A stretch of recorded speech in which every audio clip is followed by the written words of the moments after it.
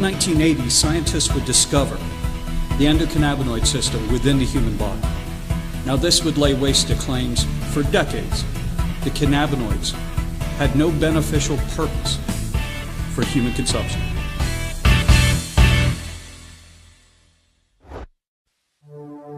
Obesity, particularly abdominal obesity and the associated cardiometabolic complications, are critical areas of investigation.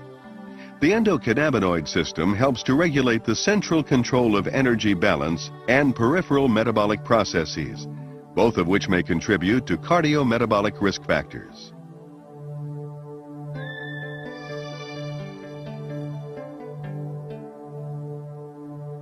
The endocannabinoid system, or ECS, influences multiple physiologic processes. This intricate system modulates energy intake, as well as nutrient transport, metabolism, and storage. The ECS regulates these processes through endogenous ligands, such as anandamide and 2-arachidonyl glycerol, and the CB1 receptor. CB1 receptors are located in the brain, digestive tract, muscle, and adipose tissue. Integration of these central and peripheral ECS components is achieved through neuronal and hormonal signaling.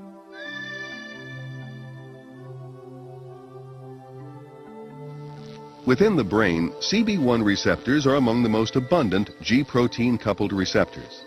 However, in contrast to classical signaling, where information travels from pre- to post-synaptic neurons, the ECS uses retrograde signaling. The information travels from post- to presynaptic neuron. Let's take a closer look at this mechanism using a glutamatergic neuron model. When an action potential reaches the axon terminal, membrane depolarization triggers the release of glutamate.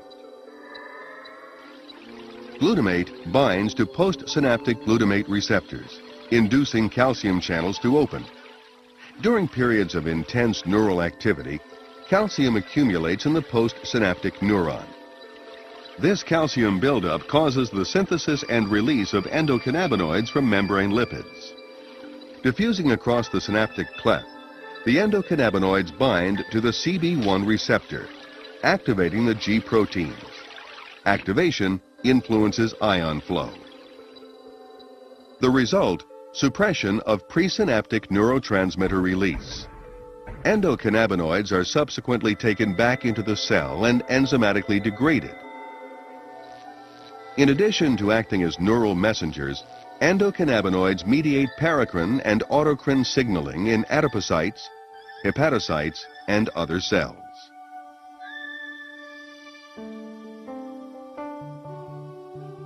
Endocannabinoid system activity in the central nervous system regulates food intake.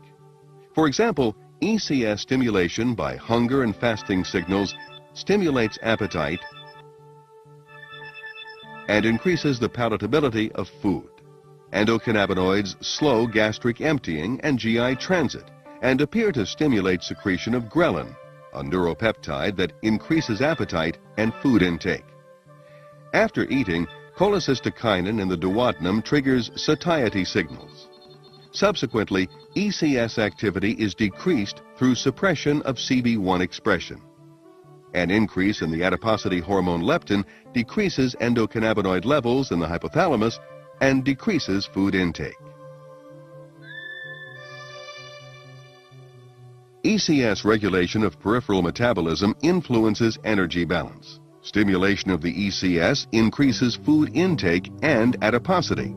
Conversely, blocking CB1 receptors reduces food intake and adiposity. In the liver, ECS stimulation can lead to lipogenesis through the activation of hepatic lipogenic enzymes and increased fatty acid synthesis.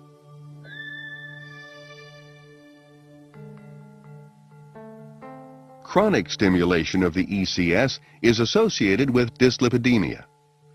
Activation of CB1 receptors increases expression of SREBP1C, a lipogenic transcription factor, and increases fatty acid synthesis. SREBP1C increases production of lipogenic enzymes, ACC1, and fatty acid synthase. Increased fatty acid synthesis can lead to production of large triglyceride-rich VLDL.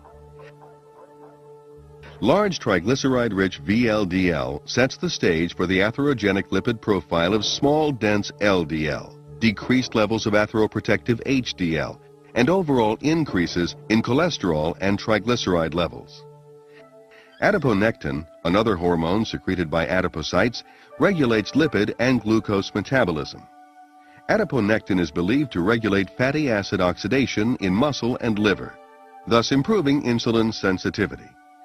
CB1 receptor stimulation in adipocytes reduces adiponectin, while CB1 blockade increases adiponectin synthesis.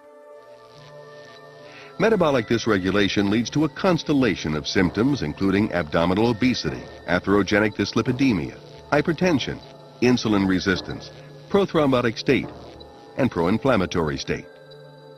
As basic and clinical research progresses, we will continue to increase our understanding of the central and peripheral endocannabinoid system and its role in the regulation of metabolic function.